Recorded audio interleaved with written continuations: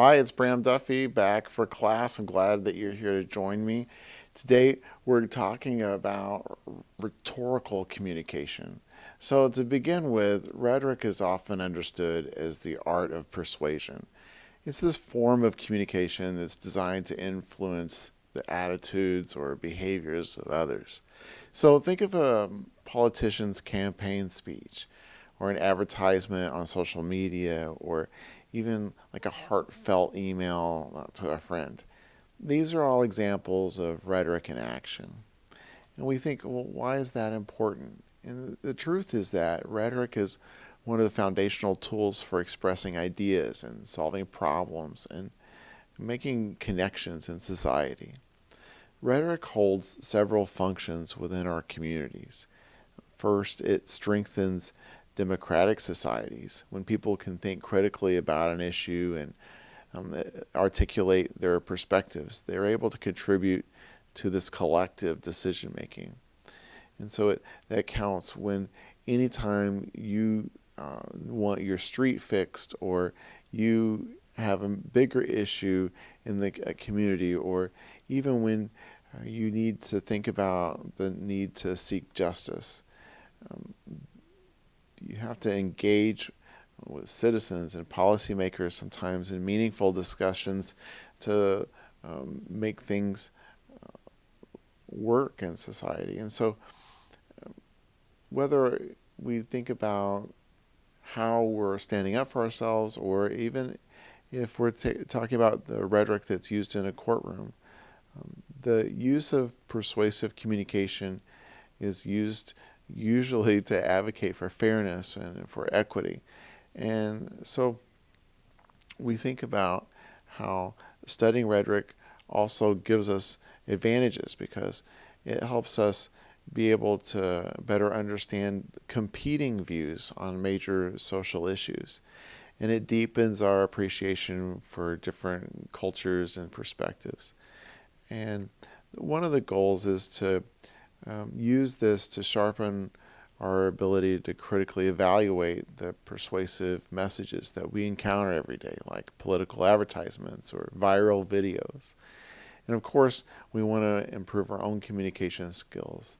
So the root of rhetoric and its evolutions really are traced back to an ancient Greece. And sophists, for example, were teachers during this time who taught persuasive speaking skills. They believed in the idea that truth was relative and it was all shaped by specific circumstances. So that means you could sort of create your own truth. But their views definitely sparked debate. Plato, who's a renowned philosopher, opposed this relativism. And for Plato, rhetoric thought that rhetoric should serve as a higher purpose and may be focused towards universal truths. Meanwhile, Aristotle was one of Plato's students. Aristotle provided a more pragmatic perspective, and he defined rhetoric as the ability to discover, in any given situations, all of the available means of persuasion. So sort of being able to look at things from all different sides. And Aristotle's work still shapes our understanding of rhetoric today, especially when we think about his concept of the artistic proofs. One of the most celebrated Roman orators is Cicero, and that's someone who also contributed to our understanding of rhetoric. And he considered public speaking as a means to benefit society, and that it should be used to inform or entertain or to persuade society. And so when we think about these famous people, of course, Aristotle comes to the top for many folks, because Aristotle's artistic proofs do remain as essential to the study of rhetoric.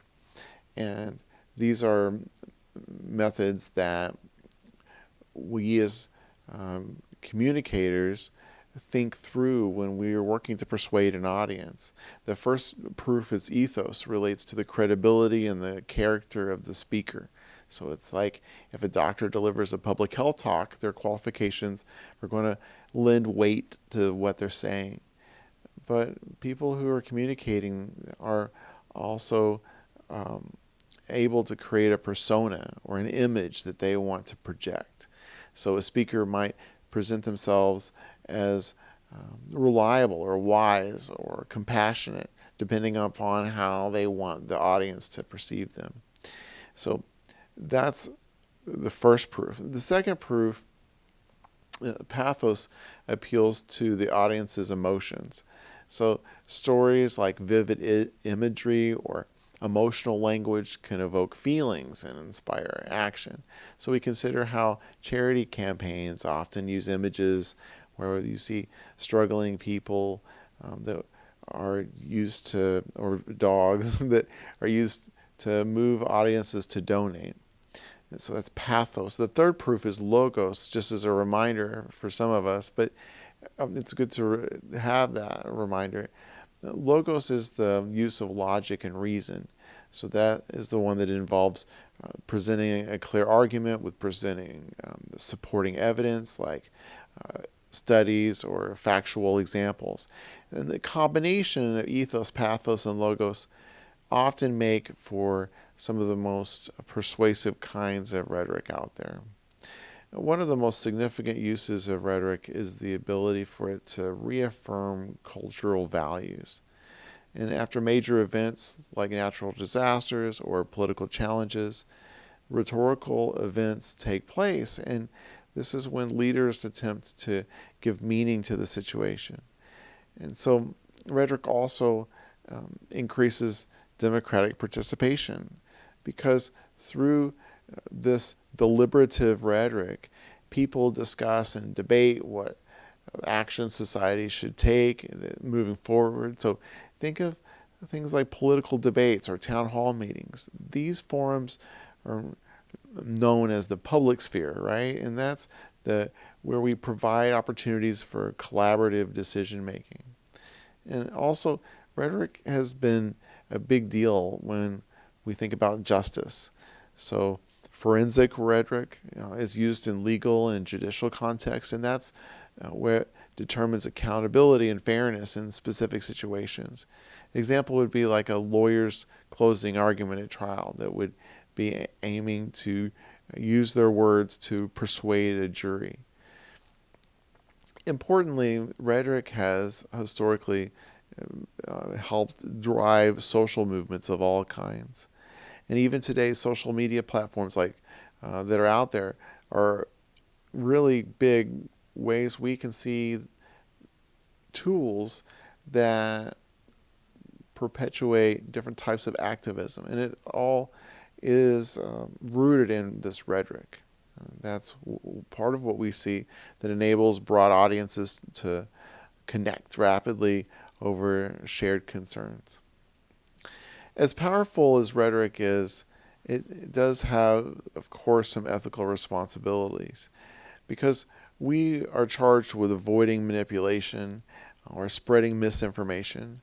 And we also have to be careful not to demean or harm any particular group, because using information like stereotypes or unethical communication, even though it may feel or seem effective, you are hurting your own ethical line. And what that could mean is that people now see you differently because of how you are displaying yourself. And so it all goes back to the fact that, when you show yourself, you are in a world of hurt, because words can be taken back. That's why we think about what we say. That's why we talk about rhetoric, is because we may have a temptation to just dismiss opposing viewpoints before fully hearing them. But audiences have an ethical responsibility as well to have the information there. So we need to be realistic in understanding that part of how we communicate does involve planning, and it does involve a particular desire to persuade in a lot of cases, whether you're doing a business deal or just trying to convince your friend that you want to go to a particular lunch. you use facts, you use logic, you use emotion to be able to describe, what's going on with yourself, so that you can participate in that persuasive time. You know that rhetoric does play a central role in public speaking as well, right? And if you're giving a speech, it's important to have a clear general purpose, right? Are you trying to do what? Perform a persuasion event, or entertain your audience, or inform your audience of something? We know that some of the things that are clear about putting together a presentation are about thinking through who is your audience and what is the goal that you're trying to achieve. Because sometimes it's easy to get carried away in trying to impress or trying to inform that in such a way that we miss the overall goal of what we're doing there. And that's when these presentations, and that's when speaking can get so overwhelming. So I suggest that when you're preparing a presentation, that you think through the different parts of it that you want to include in practice, and create an outline. I know that many of you have an assignment that's coming up that deal with a speaking event. This is what I'm talking about. It would be best to have a way to look down at a note, and that note reminds you of a particular goal that you have, a particular thing that you want to say. I've given really long presentations that were based on 12 words on a piece of paper. And so something to help you maintain that guideline to help you through. Rhetorical communication is more than an academic subject. It's a skill that empowers you to connect with others. And we think about it in all different kinds of ways. But if you have any kind of world that you are going to be in marketing, in public relations, or in the ministry, or if you're going to be in communication arts, there are even sales. The whole world seems to